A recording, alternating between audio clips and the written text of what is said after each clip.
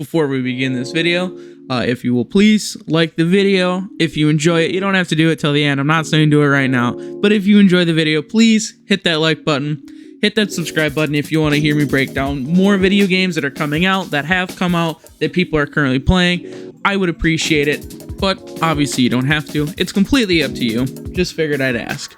Enjoy the video, and I'll see you all in the next video. I won't lie, Starfield's gameplay reveal trailer has me very, very worried on how this game is going to look coming out. Bethesda may be owned by Microsoft, but Microsoft has stated that they're going to give every studio pretty much full autonomy to create games however they want to, which in theory is a good idea, but for a Bethesda game might not be what we want. And I'm not saying micromanage like how other publishers or console owners have done in the past, but Bethesda right now does not have a super good track record and are using an engine currently that, according to Google, came out on November of 2011, which in and of itself is old, but that engine is actually just a rework of their even older Gamebryo engine. For anyone who doesn't know, Creation Engine is the engine that Bethesda uses for all of their games, whether it's any new Skyrim release, any new Fallout, pretty much any game that has come out after 2011 has been made on the Creation Engine.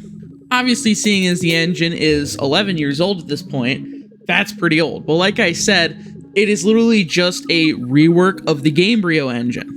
And once again, looking at the Gamebryo engine, according to Google, the initial release date of that was 1997. The Gamebryo engine is 2 years older than I am. I am 23.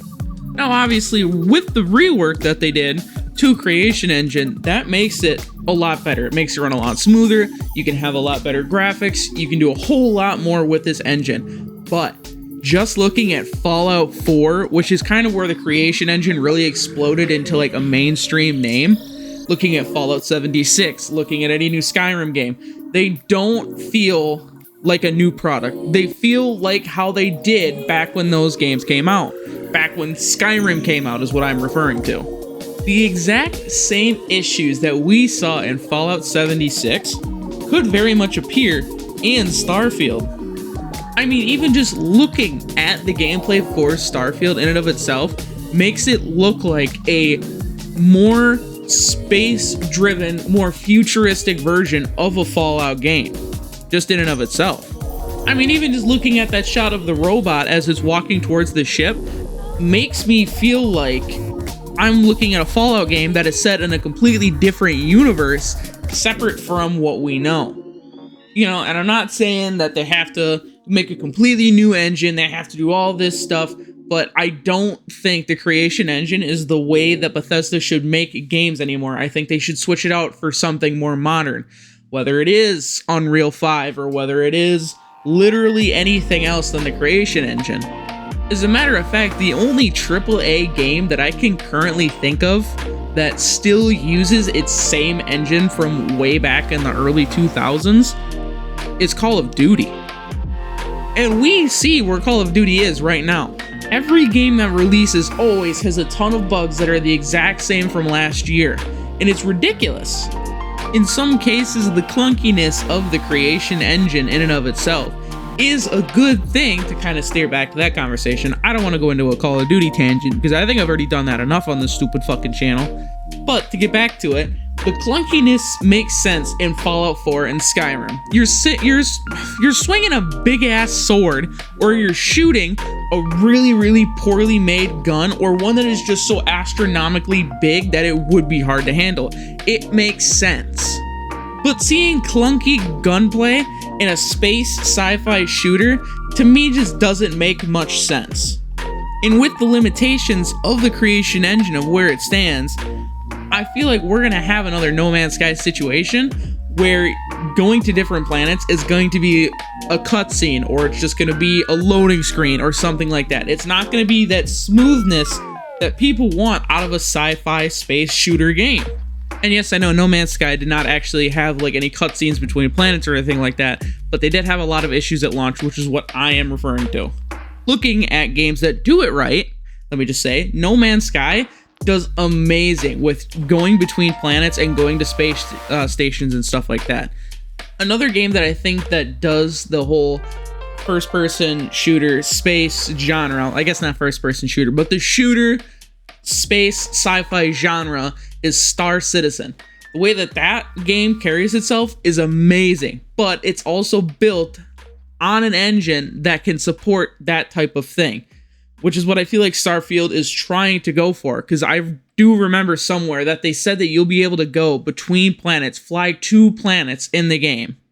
And if Starfield is going to be dropping on console, I feel like, and it's not the console's fault, it's not the console's fault at all, but I feel like there's going to be a lot of poppin' issues and a lot of like micro stutter freezing in that game, and maybe even on PC if someone is not rocking the best hardware, which is not okay. Like, we still have people who run, like, I think the newest, like, best graphics card, or the one that everyone uses, is now the 3060, where like the 1060 has been the king of Steam for God knows how long. I myself like have only just now entered like the 30 series of graphics cards, and that was after the 40 series came out.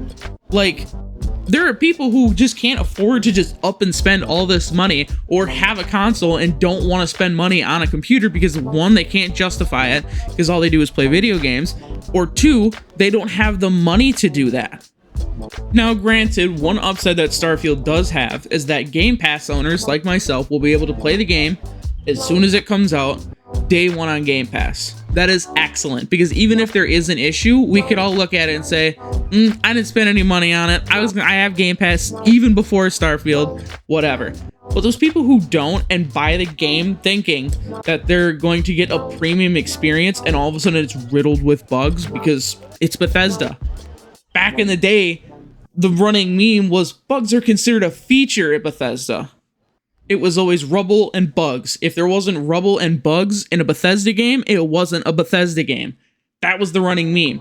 But the issue is that the bugs are starting to overtake the meme and make it not fun.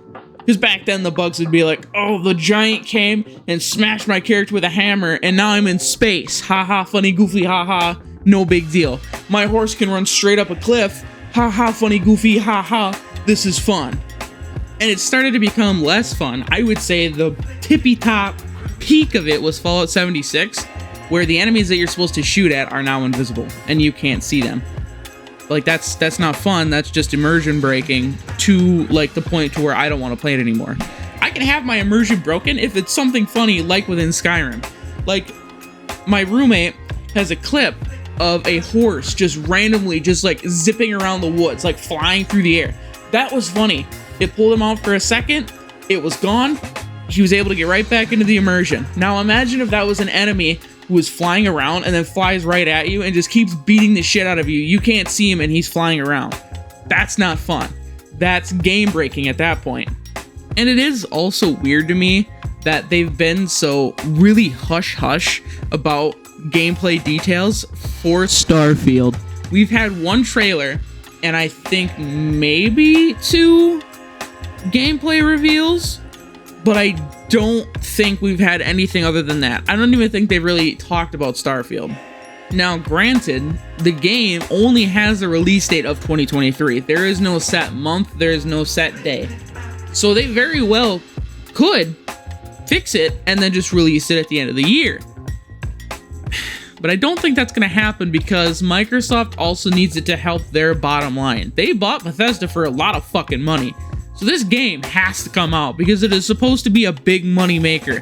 Bethesda is touting this as the next big series within Bethesda. Like how Skyrim, or Elder Scrolls, I should say, my bad, how Elder Scrolls and Fallout have been. Like, I even just simply looked up Starfield so I can just have all the information kind of right in front of me on Google. And scrolling through them, I'm scrolling right now, you have 4 articles here.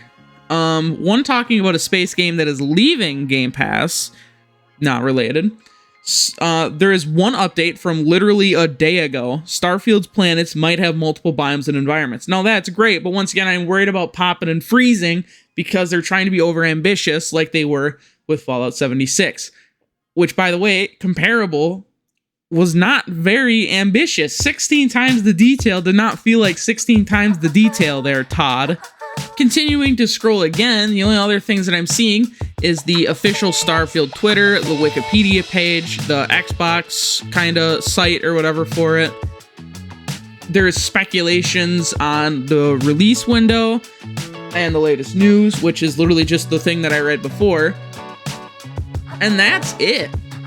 I don't know. To me, it feels like the silence means that they're not ready. Because anytime that Bethesda goes silent, it means that it's not going to be good. And the one time that they didn't go silent because of it, it really they kind of shot themselves in the ass with Fallout 76 and how that ended up going.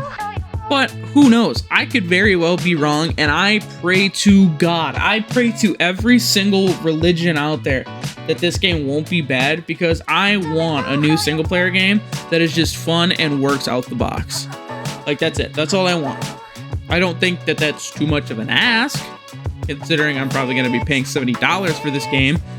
But who knows? Like I said, I hope I'm wrong, but I'll call it there because I don't want to rant on for too long and make this a 1 hour long video. So I'll see you guys in the next video. Hopefully you enjoyed it. Remember to click that like button, click subscribe if you want to hear me talk about video games and why I think there could be something wrong or why I think it's great.